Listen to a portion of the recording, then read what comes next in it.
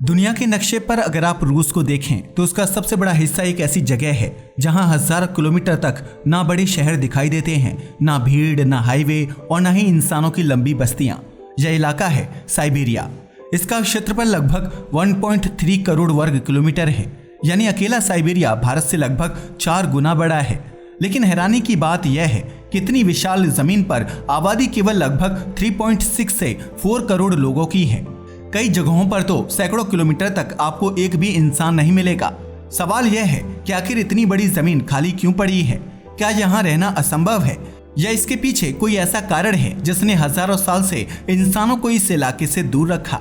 इस सवाल का जवाब केवल ठंड नहीं है। इसके पीछे जियोग्राफी, क्लाइमेट, हिस्ट्री, इकोनॉमी और नेचर, ये पांचों मिलकर काम करते हैं और इन्हीं कारणों ने साइबेरिया को दुनिया के सबसे कम आबादी वाले क्षेत्रों में बदल दिया।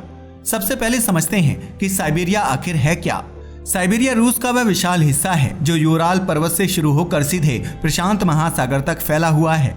उत्तर में आर्कटिक महासागर और दक्षिण में मंगोलिया, चीन और कजाकिस्तान की सीमाएं हैं। इस पूरे क्षेत्र में घने जंगल, बर्फ से ढकी जमीन, विशाल नदियां, दलदल, पहाड़ और टुंड्रा यानी खाली बर्फीले मैदान फैले हुए हैं। यहाँ का प्राकृतिक वातावरण इतना अलग है कि दुनिया के किसी भी दूसरे बड़े क्षेत्र से इसकी तुलना करना आसान नहीं है।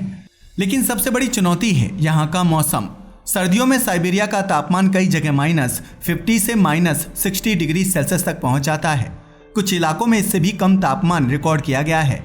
इतनी ठंड में केवल इंसान ही नहीं, मशीनें भी जवाब देने लगती हैं। डीजल इंजन स्टार्ट नहीं होते, बैटरियां जल्दी खत्म हो जाती हैं। बिना पर्याप्त सुरक्षा के कुछ ही मिनटों में शरीर के खुले हिस्से जैसे हाथ, पैर, नाक और कान जमने लगते हैं। इस खतरनाक स्थिति को फ्रॉस्ट बाइट कहा जाता है। यहाँ सर्दियां केवल ठंडी नहीं होती बल्कि बहुत लंबी होती हैं। कई इलाकों में साल के 7 से 8 महीने तक बर्फ जमी रहती है। सूरज की रोशनी भी बहुत कम समय के लिए मिलती है। कुछ उत्तरी इलाकों में पोलर नाइट की वजह से कई हफ्तों और कुछ जगहों पर कई महीनों तक सूरज दिखाई नहीं देता। इतनी कठिन परिस्थितियों में खेती करना लगभग असंभव हो जाता है। दुनिया की ज्यादातर बड़ी आबादी हमेशा उन जगहों पर बसी जहां खाना आसानी से उगाया जा सके। लेकिन साइबेरिया की जमीन साल के बड़े हिस्से में जमी रहती है, इसलिए यहाँ खेती के लिए मौसम बहुत छोटा होता है। अब यहाँ एक और बड़ी समस्या सामने आती है, परमाफ्रॉस्ट। परमाफ्रॉस्ट ऐसी जमीन होती है जो लगातार कम से कम 2 साल तक 0 डिग्री सेल्सियस या उससे कम तापमान पर जमी रहती है। लेकिन साइबेरिया में यह जमीन हजारों साल से जमी हुई है। कई जगह इसकी गहराई 500 मीटर से भी अधिक हो सकती है।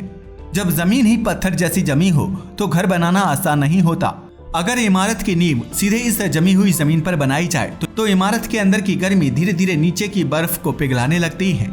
इससे जमीन कमजोर हो सकती है और पूरी इमारत समय के साथ धंस सकती है। इसलिए साइबेरिया में कई इमारतों को स्टील के ऊंचे खंभों पर बनाया जाता है ताकि उनकी गर्मी सीधे जमीन तक ना पहुंचे। यही वजह है कि साइबेरिया में कंस्ट्रक्शन दुनिया के सबसे महंगे इंफ्रास्ट्रक्चर प्रोजेक्ट्स में से एक माना जाता है। सड़क बनानी हो, पाइपलाइन बिछानी हो या रेलवे लाइन डालनी हो, हर चीज की लागत सामान्य जगहों की तुलना में कई गुना बढ़ जाती है। लेकिन मौसम ही अकेली वजह नहीं है। साइबेरिया की एक और बड़ी समस्या है इसकी दूरी। रूस का अधिकांश आर्थिक विकास यूरोप वाले हिस्से में हुआ, वहीं बड़े शहर बने, उद्योग लगे और व्यापार बढ़ा। लेकिन साइबेरिया हजारों किलोमीटर दूर फैला हुआ है। अगर किसी छोटे शहर तक सामान पहुंचाना हो तो कई बार ट्रेन से कई दिन लग जाते हैं। कुछ गांव ऐसे भी हैं जहां गर्मियों में केवल नाव और सर्दियों में जमी हुई नदियों के ऊपर बनी अस्थायी आइस रोड से ही पहुंचा जा सकता है। यानी यहाँ रहने का मतलब केवल ठंड झेलना नहीं बल्कि दुनिया से काफी हद तक अलग रहना भी है। फिर भी एक सवाल बचता है, अगर यहाँ रहना इतना मुश्किल है तो रूस इस इलाके को छोड़ क्यों नहीं देता? असल वजह इसके नीचे छिपी हुई है। साइबेरिया केवल बर्फ का रेगिस्तान नहीं है, इसके नीचे दुनिया के सबसे बड़े नेचुरल रिसोर्सेस मौजूद हैं। यहाँ ऑयल, नेचुरल गैस, कोल, गोल्ड, डायमंड्स, निकेल और कॉपर जैसे संसाधनों के विशाल भंडार हैं। रूस की अर्थव्यवस्था का बड़ा हिस्सा इन्हीं संसाधनों से जुड़ा हुआ है। दुनिया को भेजी जाने वाली रूस की बड़ी मात्रा में नेचुरल गैस और ऑयल साइबेरिया से ही निकलता है। इसलिए यहाँ आबादी कम होने के बावजूद इसकी रणनीतिक और आर्थिक अहमियत बहुत बड़ी है। लेकिन इन संसाधनों को निकालना भी आसान नहीं है। कई ऑयल फील्ड्स और गैस फील्ड्स ऐसी जगह हैं जहां तक पहुंचने के लिए पहले सैकड़ों किलोमीटर सड़क बनानी पड़ती है। कई बार भारी मशीनें केवल सर्दियों में ले जाई जाती हैं क्योंकि उसी समय जमी हुई जमीन उनके वजन को संभाल सकती है। गर्मियों में वही इलाका दलदल बन जाता है। यानी यहाँ नेचर इंसानों को हर मौसम में अलग चुनौती देती है। इसी कारण साइबेरिया के कई शहर केवल माइनिंग या एनर्जी प्रोजेक्ट्स की वजह से बने। जब तक खदान या गैस फील्ड चलती है तब तक शहर जीवित रहता है, लेकिन जैसे ही संसाधन खत्म होते हैं या प्रोजेक्ट बंद होता है, लोग धीरे धीरे वहां से चले जाते हैं। आज साइबेरिया में कई ऐसे घोस्ट टाउन्स मौजूद हैं जहां कभी हजारों लोग रहते थे, लेकिन उद्योग बंद होने के बाद वे लगभग पूरी तरह खाली हो गए। लेकिन साइबेरिया केवल बर्फ, जंगल और प्राकृतिक संसाधनों की कहानी नहीं है, इसका इतिहास भी उतना ही कठिन है जितनी इसकी जलवायु। आज जिस इलाके को दुनिया लगभग खाली देखती है, वहां कभी लाखों लोगों को उनकी इच्छा के बिना भेजा गया था। रूस ने कई सौ साल पहले साइबेरिया की ओर अपना विस्तार शुरू किया। शुरुआत में यहाँ छोटे छोटे स्थानीय समुदाय रहते थे जो शिकार, मछली पकड़ने और बारहसिंगा पालने पर निर्भर थे।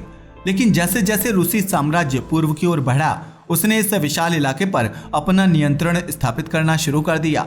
उस समय भी यहाँ बसना आसान नहीं था, इसलिए सरकार लोगों को अलग अलग तरीकों से यहाँ भेजने लगी। बाद में सोवियत संघ के दौर में साइबेरिया की भूमिका पूरी तरह बदल गई। यहाँ विशाल mining projects, factories, railway construction और इंडस्ट्रियल टाउन्स बनाए गए। लेकिन इन परियोजनाओं के पीछे एक दर्दनाक सच्चाई भी छिपी थी। लाखों लोगों को उनकी इच्छा के खिलाफ साइबेरिया भेजा गया। इस व्यवस्था को गुलाग सिस्टम कहा जाता है। गुलाग सोवियत संघ के फोर्स्ड लेबर कैंप्स थे जहां लाखों कैदियों को काम करने के लिए भेजा गया। इनमें अपराधी भी थे, लेकिन बड़ी संख्या में राजनीतिक कैदी भी शामिल थे। उन्हें साइबेरिया की भीषण ठंड में सड़कें बनाने, रेलवे बिछाने, जंगल काटने और खदानों में काम करने के लिए मजबूर किया जाता था। कठिन मौसम, लंबा काम और भोजन की कमी के कारण हजारों लोगों की जान चली गई।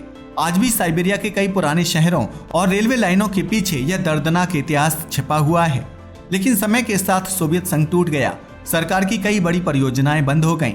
जिन शहरों की पूरी अर्थव्यवस्था एक ही फैक्ट्री या खदान पर निर्भर थी, वहां रोजगार खत्म होने लगा। जैसे जैसे नौकरियां कम हुई, लोग बेहतर जीवन की तलाश में रूस के पश्चिमी हिस्सों की ओर जाने लगे। यही वजह है कि आज साइबेरिया के कई शहरों की आबादी लगातार घट रही है। कुछ कस्बों में स्कूल बंद हो चुके हैं, अस्पतालों में स्टाफ की कमी है और कई इमारतें पूरी तरह खाली पड़ी हैं। लेकिन इसका मतलब यह नहीं है कि पूरा साइबेरिया वीरान है। यहाँ कुछ बड़े शहर भी हैं, जैसे नोवोसिविर्स्क, क्रास्नोयार्स्क, इरकुत्स्क और याकुत्स्क। इन शहरों में विश्वविद्यालय, उद्योग, रेलवे और आधुनिक सुविधाएं मौजूद हैं। अगर आप इन शहरों से कुछ 100 किलोमीटर दूर चले जाएं, तो धीरे धीरे इंसानों की मौजूदगी लगभग खत्म होने लगती है। साइबेरिया की आबादी कम होने का एक और बड़ा कारण है यहाँ की ट्रांसपोर्टेशन। यूरोप या भारत की तरह यहाँ हर जगह सड़कें नहीं हैं। कई इलाकों तक आज भी साल भर इस्तेमाल की जा सकने वाली स्थायी सड़क नहीं पहुँचती। कुछ गांव केवल हवाई जहाज, हेलीकॉप्टर, नाव या सर्दियों में बनने वाली आइस रोड्स के जरिए ही दुनिया से जुड़े रहते हैं। आइस रोड्स सुनने में सामान्य लग सकती हैं, लेकिन ये वास्तव में जमी हुई नदियों और झीलों के ऊपर बनाई जाती हैं। जब तापमान बहुत नीचे चला जाता है, तब बर्फ इतनी मजबूत हो जाती है कि उसके ऊपर ट्रक तक चल सकते हैं। लेकिन जैसे ही बर्फ पिघलने लगती है, ये सड़कें इस्तेमाल के लायक नहीं रहती और बंद कर दी जाती हैं। यानी एक ही रास्ता साल के कुछ महीनों तक मौजूद रहता है और बाकी समय पूरी तरह खत्म हो जाता है। अब सोचिए कि अगर किसी गांव तक दवा, खाना या निर्माण सामग्री पहुंचानी हो तो उसकी लागत कितनी बढ़ जाएगी। यही कारण है कि साइबेरिया में रहने का खर्च रूस के कई दूसरे हिस्सों से काफी अधिक हो सकता है। लेकिन प्रकृति की चुनौतियां यहीं खत्म नहीं होती। साइबेरिया का अधिकांश हिस्सा टैगा फॉरेस्ट से ढका हुआ है। यह दुनिया का सबसे बड़ा जंगल क्षेत्र माना जाता है, जो हजारों किलोमीटर तक फैला हुआ है। यहाँ भालू, भेड़िए, साइबेरियन टाइगर, मूस और कई दुर्लभ जीव पाए जाते हैं।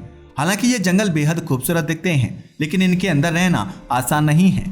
घने जंगल, दलदली जमीन, मच्छरों के विशाल झुंड और लंबी दूरी तक किसी इंसान का न मिलना इन इलाकों को और भी कठिन बना देता है। गर्मियों में एक और समस्या सामने आती है। बहुत से लोगों को लगता है कि साइबेरिया में हमेशा बर्फ रहती होगी, लेकिन ऐसा नहीं है। गर्मियों में कई जगह बर्फ पिघल जाती है और जमीन दलदल में बदल जाती है। इसी मौसम में लाखों मच्छर और कीड़े निकल आते हैं, जो यहाँ रहने वालों के लिए बड़ी परेशानी बन जाते हैं। अब सवाल यह है कि क्या भविष्य में साइबेरिया की तस्वीर बदल सकती है? पहली नज़र में ऐसा लग सकता है कि तापमान बढ़ने से यहाँ रहना आसान हो जाएगा, क्योंकि तापमान बढ़ रहा है। लेकिन वैज्ञानिकों की चिंता बिल्कुल अलग है। साइबेरिया की जमी हुई जमीन यानी परमाफ्रॉस्ट धीरे धीरे पिघल रही है। जब यह पिघलती है तो उसके ऊपर बनी सड़कें, इमारतें, पाइपलाइन और रेलवे लाइनें अस्थिर होने लगती हैं। कई जगह घरों की नींव झुकने लगी है और जमीन में बड़े बड़े गड्ढे बनने लगे हैं। इसके अलावा परमाफ्रॉस्ट के अंदर हजारों साल से बड़ी मात्रा में मीथेन गैस और ऑर्गेनिक कार्बन जमा है। अगर यह बड़ी मात्रा में वातावरण में पहुंचता है तो ग्लोबल वार्मिंग और तेज हो सकती है। यानी जो ठंड कभी इंसानों के लिए सबसे बड़ी समस्या थी, उसका खत्म होना भी एक नई समस्या बनता जा रहा है।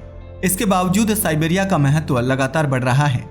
दुनिया में रेयर मिनरल्स, नेचुरल गैस और दूसरी महत्वपूर्ण धातुओं की मांग तेजी से बढ़ रही है। Electric vehicles, batteries, space technology और एडवांस्ड इलेक्ट्रॉनिक्स के लिए जिन संसाधनों की जरूरत होती है, उनमें से कई साइबेरिया में मौजूद हैं। यही कारण है कि रूस लगातार नए रेलवे नेटवर्क, बंदरगाह और एनर्जी प्रोजेक्ट्स पर काम कर रहा है।